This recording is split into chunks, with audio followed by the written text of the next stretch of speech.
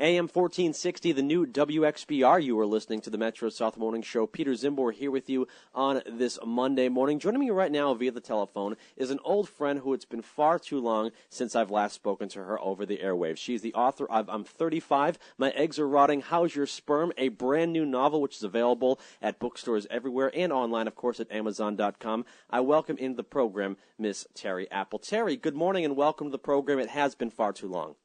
I know, Peter. Hi, how are you? I am doing fantastic. Last time Great. You and I spoke over the airwaves, I want to say it was 2007, 2008. It really has been that long. And at the time we spoke to you, we were speaking to you in regards to your affiliation with the Rocky Marciano biographical motion picture project. We had the producer of that particular picture on a few months back. What is the status in terms of your affiliation with that project? Well, at the time, Morris and I are still very dear friends. And, God, if I really think back, it was that long. You know, it's so funny what happens with a script in this town especially. At the time, before, in '07, we had he brought on Mikkel Solomon, who did the Peterson story about the cop that killed all those, wives. Okay. It did very well as a movie of the week, and Mikkel is a big director that's done quite a bit of TV and film. So, it goes through these different processes. It was set up at Paramount, that fell through. At the time, Morris was kind of thinking about walking away. I was going to bring on my buddy John Posey, who's gotten quite a bit of projects set up. Morris decided to go, at the time, in like the last year, take my script around and see if we could sell it based on my script, or try to go get another writer with a different angle. And that's where it stands now, is he brought on Mark Wheaton, who's a really good thriller writer. So Mark kind of had a different idea with a different treatment, different from my angle. So I think now those guys are taking around that script. And as far as my last conversation with Morris, was that I was still taking it around, and if we could get it set up based on mine with any stars attached or any money behind it, we'll go with my version. If not, he can take Mark Wheaton's and do what he wants with that version. So I think he's kind of taking the Mark version around, trying to get a new director attached, because I don't even think if we went with mine, it would be Mikkel Solomon. So I was going with some different angles, and he was taking it around. Mine is not dead. It's still there. But, it's very funny what happens when you get different directors attached, different people on board. Everybody sees a different angle and a different hook for a story, and that's what ultimately sells a project, along with the financing and the celebrity attached. Now, where we are located, our physical WXBR studios in Brockton, Massachusetts, clearly, geographically, people in this region are very excited about the possibility of there being a biographical motion picture about Rocky Marciano, the hometown hero. There was talk years ago in the initial stages of what would become The Fighter, the Mickey Ward story with Mark Wahlberg and Christian Bale, that film was on, it was off, it was on, it was off in terms of project, and then ultimately it was on, and it was a big success. Are you guys seeing similar hurdles with this Rocky Marciano picture, or completely different? Boy, I'll tell you something, that would be fabulous. And at the time, my buddy was at Paramount running Christine Peters' company, and, Morris was actively taking it around. He has a lot of connections, and I ran into friends of mine, and they said, hey, so we set up a meeting. This was going on at Paramount at the exact same time. The Wahlberg thing, I think, went in 10 years back and forth, back and forth, back and forth. And we had ours set up in development at Paramount at the exact same time. Two completely different projects. It'd be lovely if that was the case. I almost wish, I have a bit of regret with 3 or 4 years ago that there's only so much you can do with a project before it's like, well, where do I go from here? I really wish we would have gone down the avenue of bringing John Posey on, because he knows how to bring on and bring a twist to a story. But once you've taken something out, there's so many places, even if it's really well written, that has nothing to do with it. It's a matter of sparking an interest with the right actor and the right something on board. At one point, Morris was even going to talk about having Mark and I write something together, but it becomes very difficult to do it. So I don't know. I hope, knock on wood, that's the answer. Knock on wood, when he went to Sundance or he come across a certain celebrity. We even approached Mark Wahlberg. We approached his company. I approached Rob Weiss, who's a buddy of mine. We approached many different people in that same realm, but because they already had The Fighter going, it was a whole different story. Did the success of the movie The Fighter, a boxing movie and about a boxer from Massachusetts, no less, help or hurt the Rocky Marciano biographical motion picture project? I think it would help because it re-brings an interest in about old school boxing in the world. I think the problem remains finding the proper hook on the Marciano. I love the idea. I still love the original script I wrote, actually, and Morris did too. It's really funny. To me, it was definitely going back through his entire life and the struggles with his father, and his father working in the shoe factory and not being in great health his whole life, and the mom angle, and wanting to be a baseball player actually was his number one dream, but the boxing became a way to survive and something that he did and learned as a craft, and having his best friend being his corner man. And there were so many challenges to me in this movie about what he faced on a daily life that it was the ultimate against all odds story. And that's what I still love about it. And then the whole mafia angle and the rise and fall of corporate boxing. I mean, the coming into corporate boxing, the fall of the mafia, and everything that became the story, and him walking away from the $3 million or whatever he was offered for his last fight in the last 13 years of his life.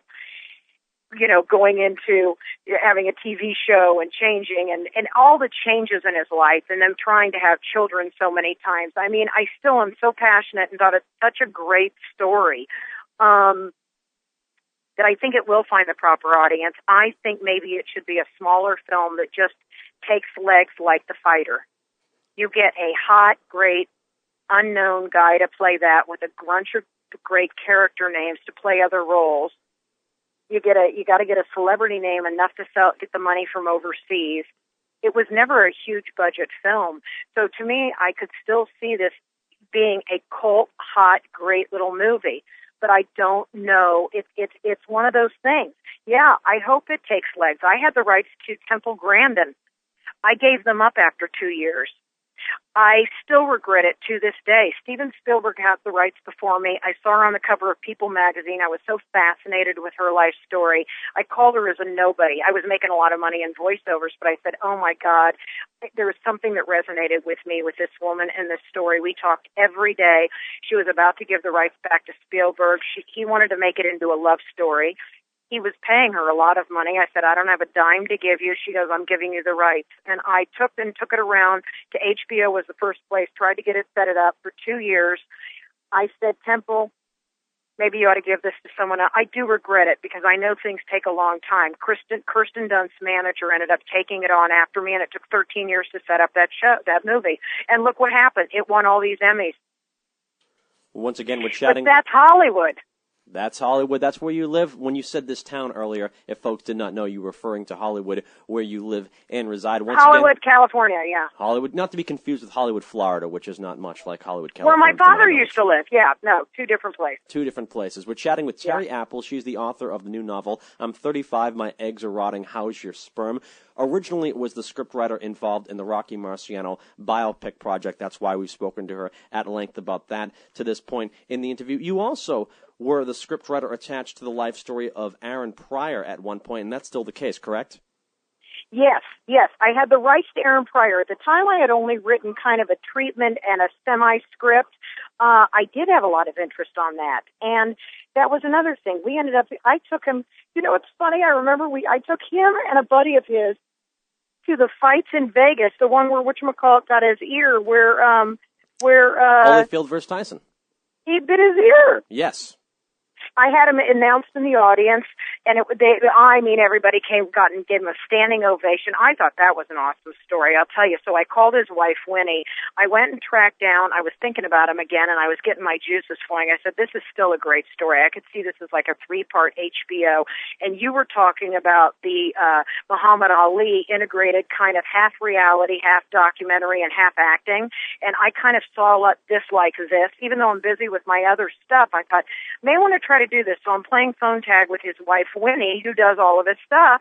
And then I realized and started Googling that his son was, really having kind of a career comeback.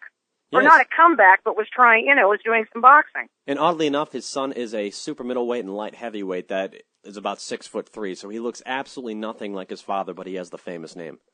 I know, it's hysterical. The thing with Aaron is there's so many dynamics that you can pull from a script. When you've got a good guy like Marciano, which he is, he's a wonder. I mean, to me, but that's still, those are the best stories to me, like a Cinderella Man. With you've got controversy with somebody like Aaron Pryor with the shooting and the glove and the whole different stuff that I think, but I'm not sure you necessarily know. Not everyone knew who the fighter was. No, not everyone knew him as a boxer. No, of course or not. Or Cinderella Man, for that matter. James J. Braddock was not particularly well known in the mid-2000s when that film came out about his life in the Great Depression period. Yeah.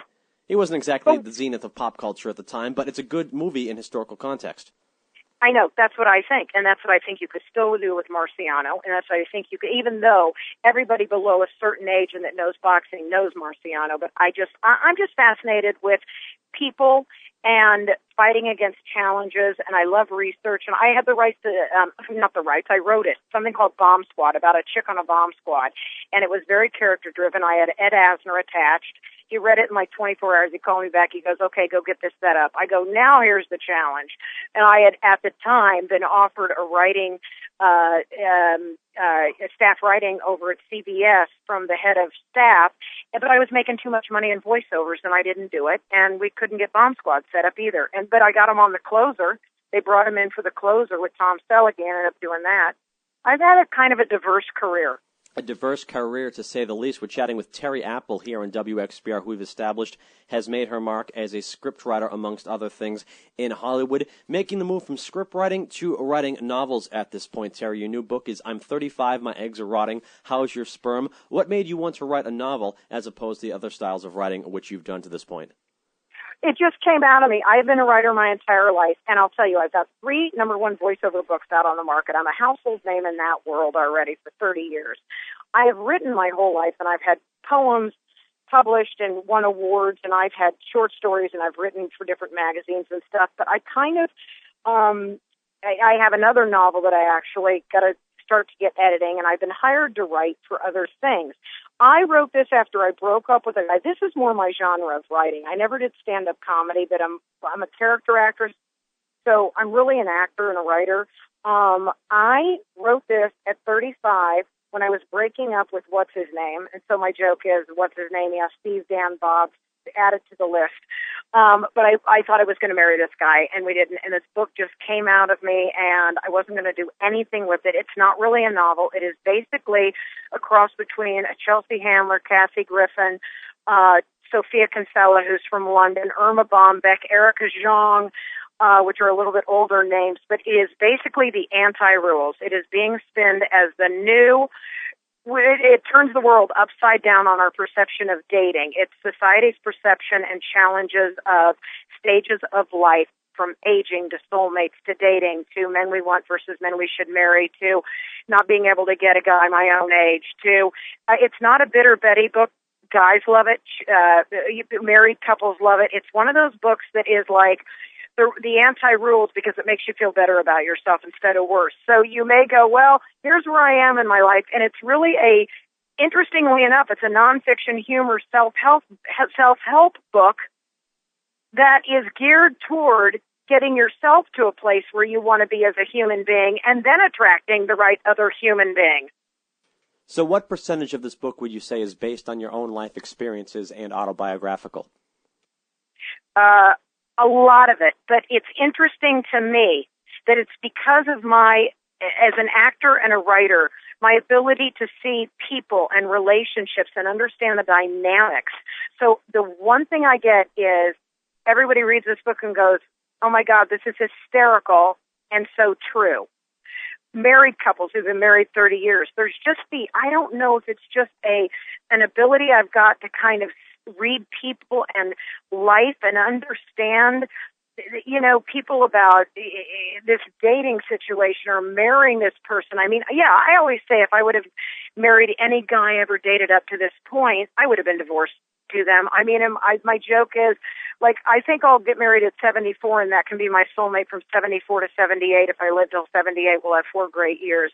I don't think you're the same person you are at 20 that you are at 50. I'm also maybe myself very career driven, and I know there's a lot of women like that, but I think we tend to say, who, why, how can I get him, or how can I get her, instead of looking at our own selves and going, who do I want?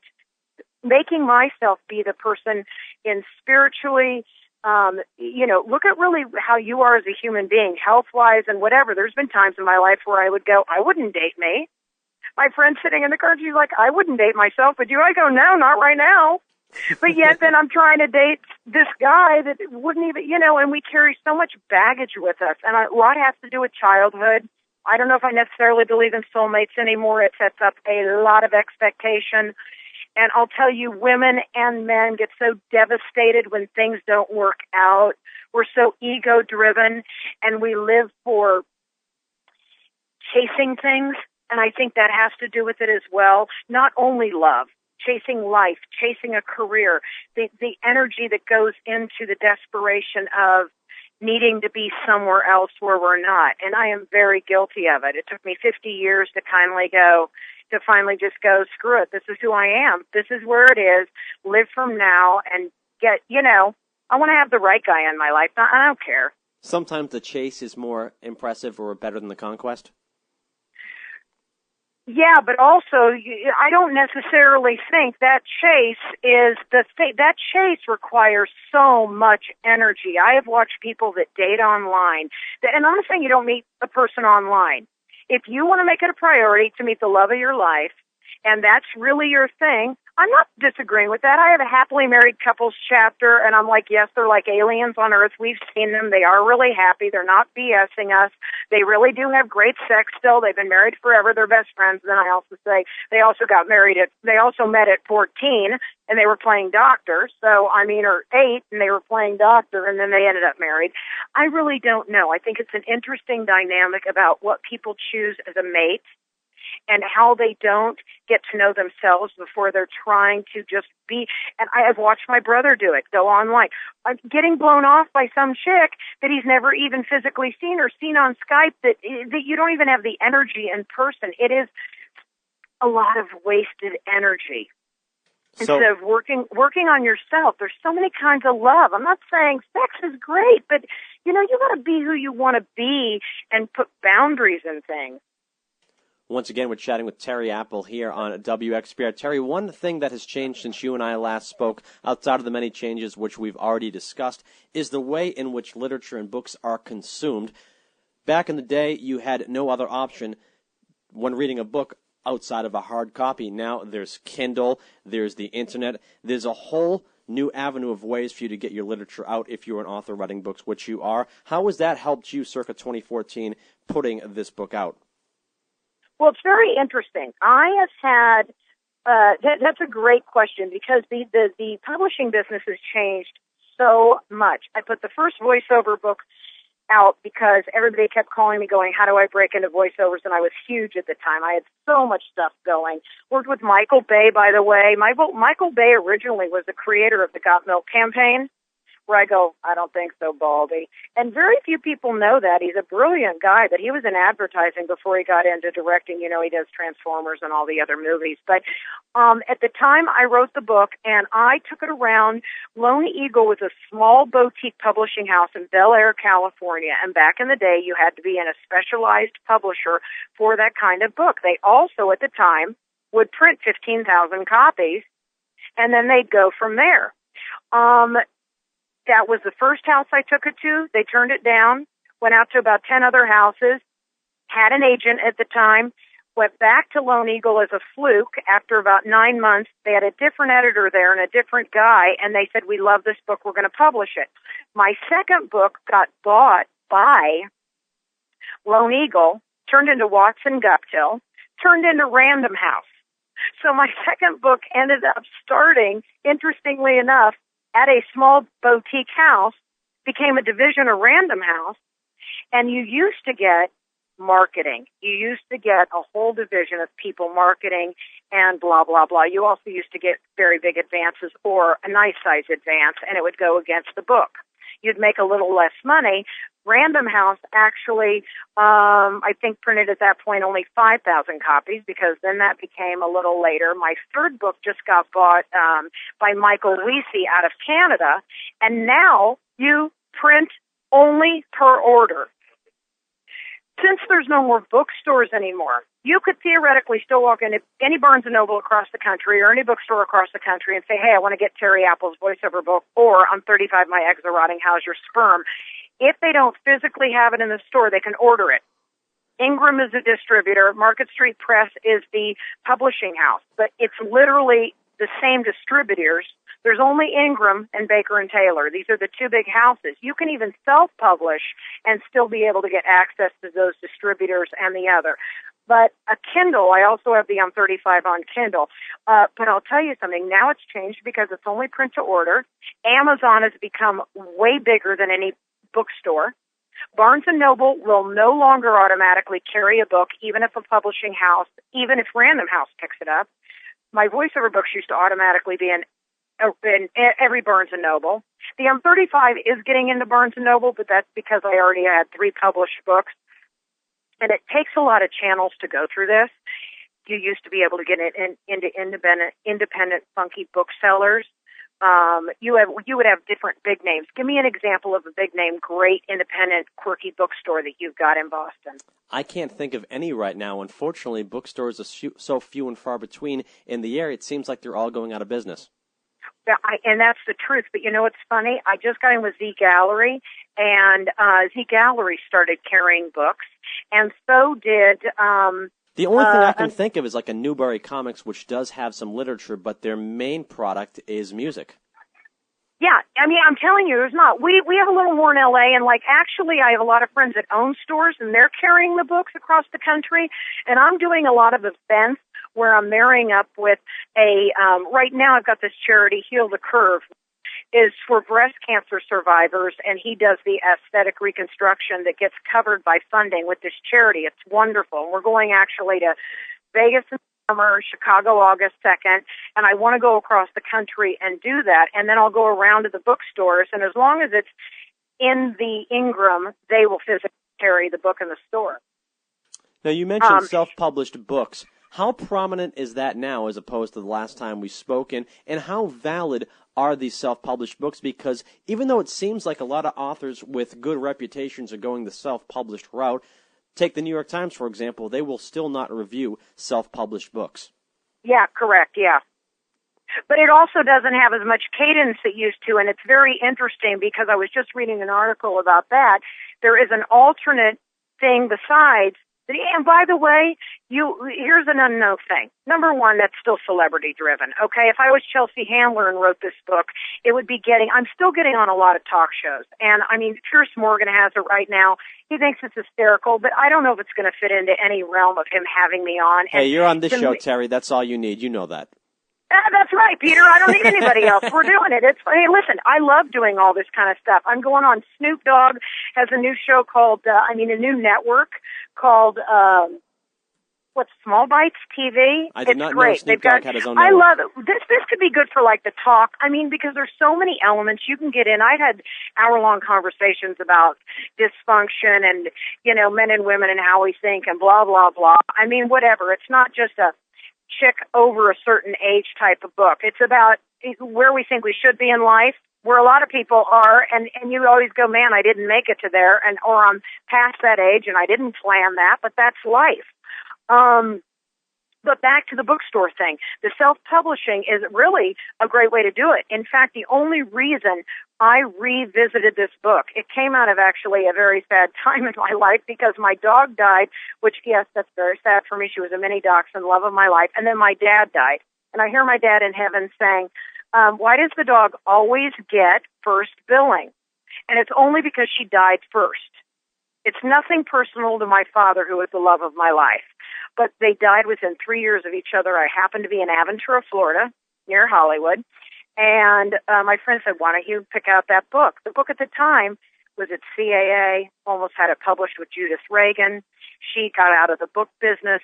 I was very busy with voiceovers. I had the half hour on the book optioned with this woman, Orly Addleston, who now produces all the Grammy stuff and the Emmys, and I backed off of everything.